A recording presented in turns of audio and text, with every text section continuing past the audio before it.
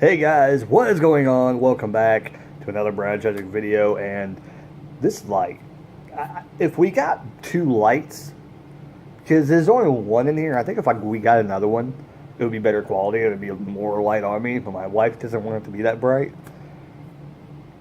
Anyways, I need to get some lamps. That's what I need to do. Anyway, so hopefully this is a great setup. Let me go back a little bit further. Is that good? Hopefully it'll stand up. Anyways, I checked out another album. I want to do this review. It's going to go up today. Hope you guys are having a great Valentine's Day. I did a Valentine's Day breakdown. Is now taking all the wrestling stuff. So if you were a fan of the wrestling stuff and you subscribed for the wrestling stuff, it'd be moved back to my breakdown stuff. The reason is, one, I wanted to do a lot more wrestling stuff, to be quite honest. And this will kind of force me to do it. If I have to try and do at least 3 videos a week, wrestling-wise, on the breakdown channel, that's what I'm going to try and do. It could be more. But it's just a lot of content to try and do. But I will try and stay daily on this channel. That's my whole goal. See, my hair is getting absolutely insane lately. But anyways, we're not here to talk about my hair. We're here to talk about what album I have information to tell you about. And this is a band that, for the longest time, I've been putting it off listening to them. I don't know why. But when we talk about Killswitch Engage today, Killswitch Engage has a neat little story, and I'm going to tell you about them real quick to preface why it took me this long to listen to their music. So I'm going to try and remember. The years are going to be completely out of whack. I don't understand what years they are, but they had an original singer. I didn't write his name down, but they had a singer. After 2 albums, the singer left. I guess supposedly he cited problems with why he left the band, but then he ended up forming another band like 3 or 4 years later.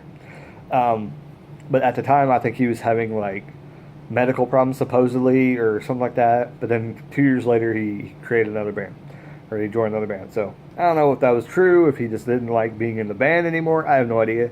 But the band, or the person that got the band together, I think was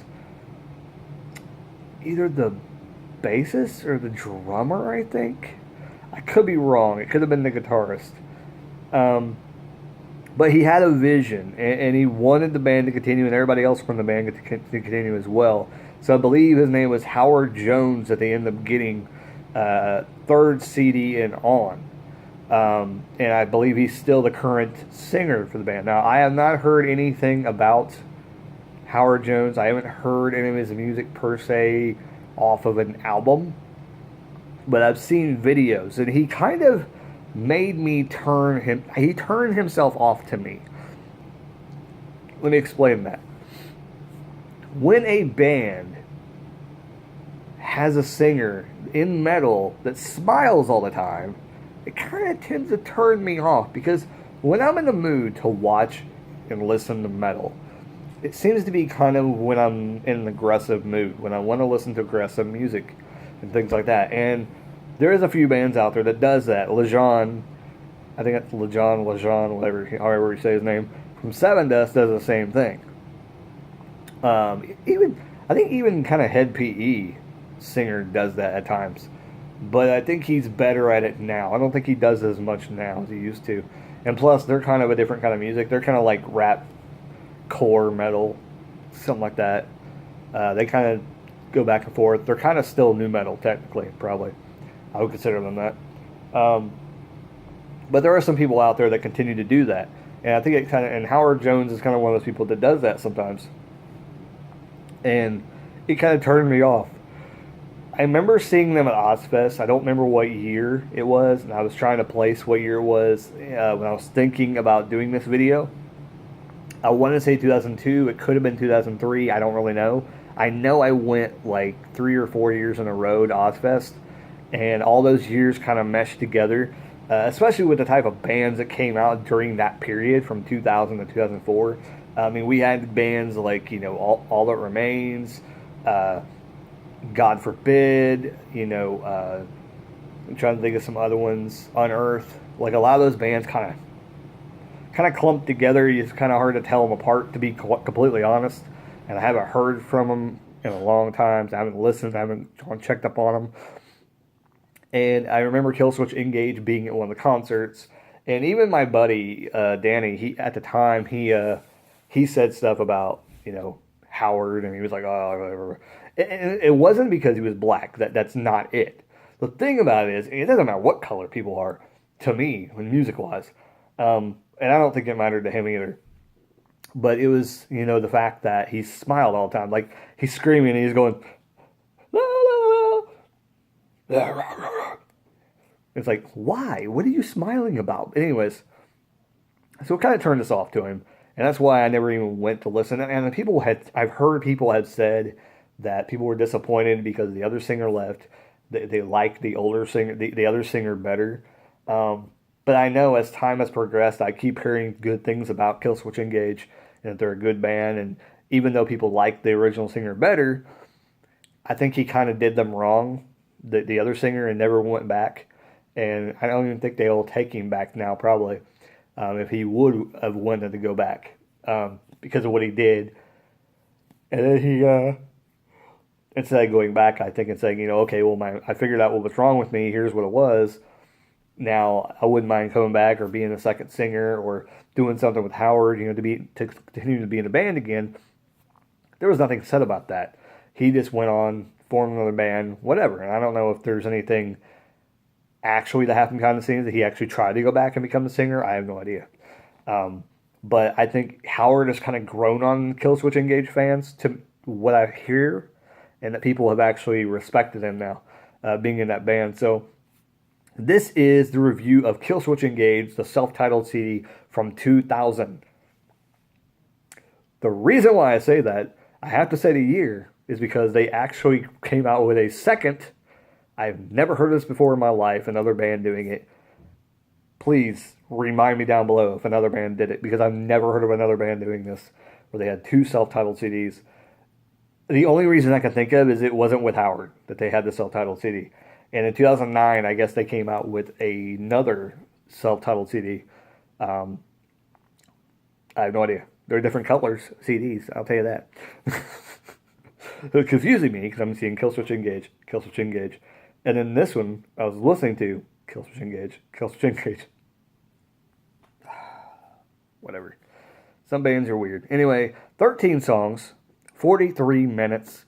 Let's get in this. It's 8 minutes. I haven't even started talking about the album yet. But anyways, I was pleasantly surprised by this album. Why it took me this long to listen to this band, no clue. No idea. Don't know why. Probably will never do that again. But number one, we had Temple from the Within. Hard-hitting opening track. It was a great song to open up the album. For me, it wasn't the best song on the album. It was a heavy song. It wasn't one of the songs, I think, that I liked a little bit more than the others. What was the song there was one song I really, really liked.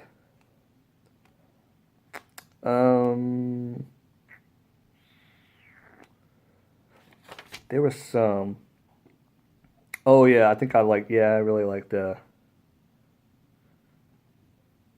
trying to read it here.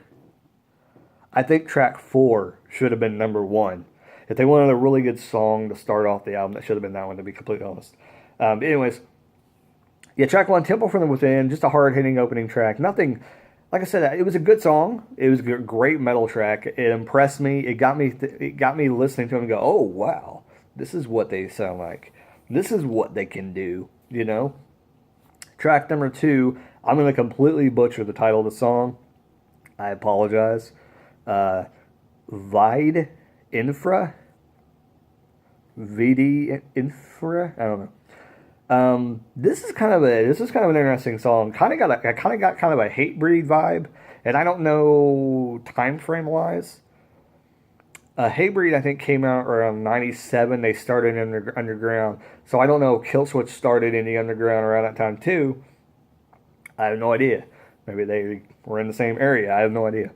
But I kind of got like a Hatebreed kind of vibe, but only half, and kind of a slow metal harmony. Uh, yeah, there was kind of like a slow, like vocals were kind of slow, and then the harmony with all the band members singing, I think, and heaviness or something. It was kind of weird. It was interesting at the same time, though. I liked it. I thought it was really good. I think it's a good track on the album. There's a few that I will disagree and say it's not a good track that I did not like. Like I said, Temple from Within kind of caught me between. I think it was above average, but it wasn't nothing special. It wasn't the greatest track on the CD, but it was a good track on the CD. It just wasn't nothing that I would like, start the album off with. Number 3 was Irreversible. Irreversal. Irresversal.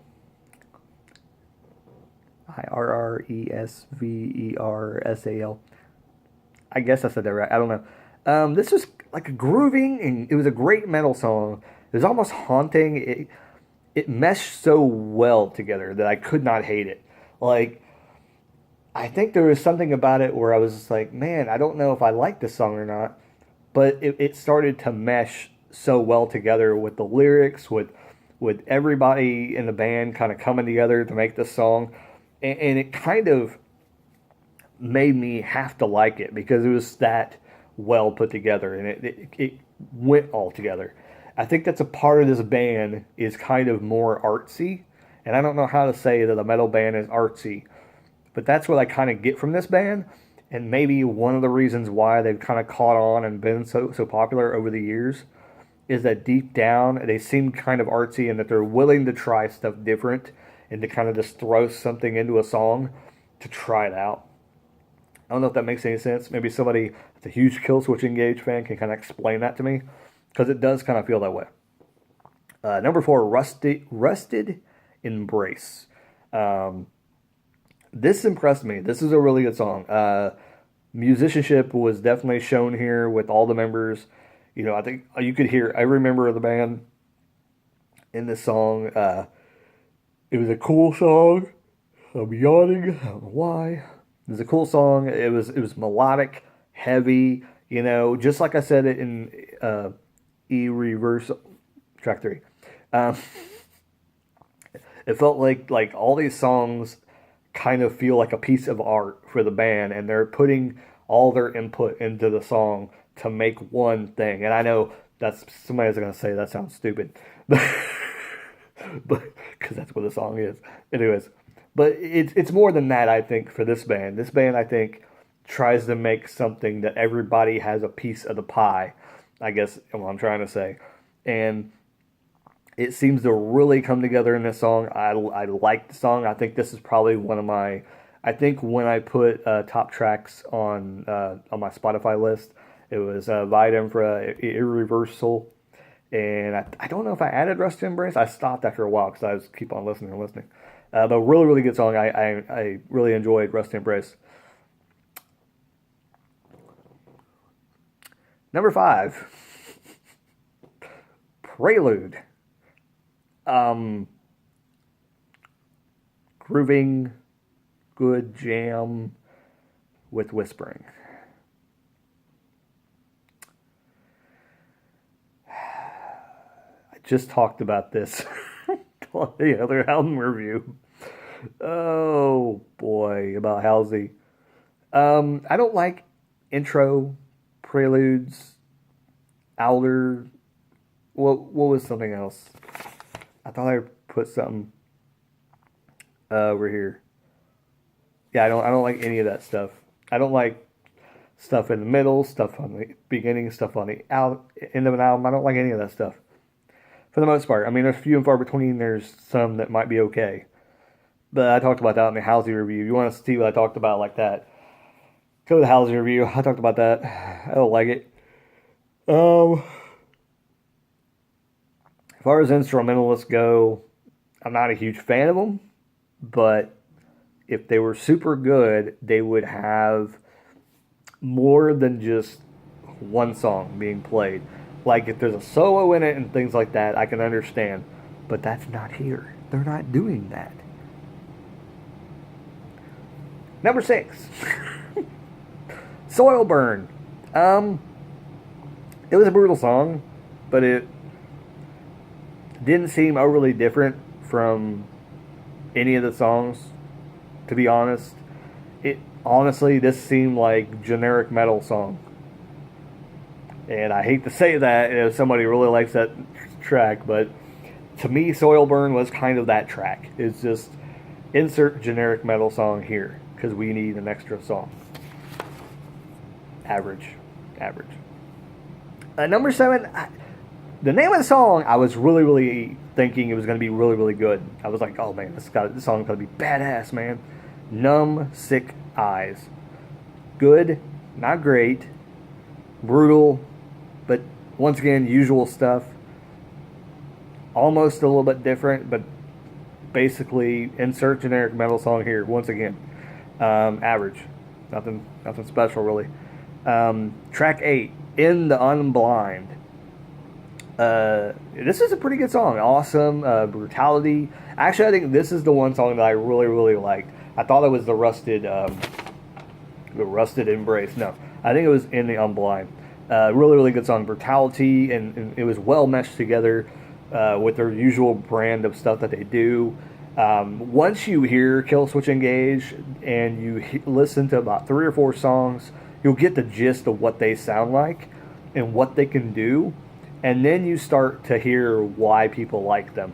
And I think once you get to the end of the CD and listen through and give them enough time to grow on you, that's the problem. If you don't want to listen to a CD and let them grow on you, Killswitch Engage is not the band for you, I think. That's what it is. Because, like I said, I wasn't willing to do that a long time ago. I never gave them the opportunity the past couple of years when Spotify's been around. I never went and listened to them. I just haven't felt the need. I've never been a fan. I always skipped over their songs. If it came up on like a streaming thing, I just didn't want to listen to it. People always said, oh, they're the greatest thing since sliced bread, and whatever. Didn't want to hear it. But In the Unblind was a really good song. My favorite on the entire album. I loved it. In the Unblind, probably my number 1 choice for the best song on this album. I enjoyed it. And like I said, it showed, it wasn't the best to show everybody's ability, but it really showed the vocalist's ability, I think, in the song, and everything just came together like it was perfection in my eyes for Killswitch Engage to show somebody. If I was going to let somebody hear a song to start them in Killswitch Engage, this might be the one, because this is the one that kind of got me, and it kind of makes me want to continue to do all the Killswitch, which I will do. But I do have some plans to do some other albums from other artists I've covered recently in the album reviews. Before I move on. Number 9, One Last Sunset. This was a beautiful, haunting start to a song, but it was just an instrumental. It was good, but it wasn't... I want to say it was average, but it was kind of interesting. I didn't put a mark down for it, but I remember it very distinctly. It was interesting, I will say that. It's hard to say if it was whether I liked it or not. It's kind of, it didn't sound like it belonged on this album. There was that, but it was an instrumental. And when I think of Killswitch Engage, I do not think of instrumentals. So with that, I'm just going to say that I don't have a comment about it because I don't know what to say, really, to be honest. Because it was a good instrumental, but it would have been so much better if it would have been just like a ballad or something, and he sang like a beautiful song or something. We're talking about. Anyway, after that we got a bunch of demos. Prelude demo. Yeah. Number 11, Soilborn, the song I really loved. The demo, still average, but I did kind of hear a tinge in the music, in that I bet that this song is better live than on the album, because it kind of sounds live on the demo, and it sounded a hell of a lot better than what it did on the album. What it did on the album, if I could speak. Ooh, I'm yawning in the middle of videos because if you don't know, I'm recording these videos right before I go to bed. Probably not a good idea, right? Anyways. Number 12, another demo. Now it's Vide Infra's demo. Wow. This was actually a good demo. Demo was good, but you know what? The polished version is like 10 times better. But the demo is good too. If somebody was like, which demo of Killswitch Engage did you enjoy the best, I would probably pick Vide Infra off this album, because it was probably the best demo. Number 13, In the Unblind, the demo. This was the kind of a different, because I heard the demo and I'm like, this was really good. Like, I don't think it matters. Like, to me, both of them were okay. But honestly, this song they could have released like this and it would have been okay. No polish needed for this song. It would have been great no matter what. So, once again, surprised, I like Killswitch Engage. Holy shit, I never would have known. I never would have fucking known that I like Killswitch Engage. There you go. There's the information. If you don't know, I write stuff down. Write stuff down on paper, because I can't remember all that shit. Let me tell you that. Wouldn't be able to do it. Anyways, Killswitch Engage, self-titled album from 2000. I enjoyed it. Did you enjoy it? Leave your comments down below. Like, comment, subscribe, all that good jazz. Let me know what you think. What album should I do next? You should choose. You should tell me. Tell me. What should I listen to? Anyways, as always, keep rocking. And please, please, take a listen. Killswitch Engage. Later, guys.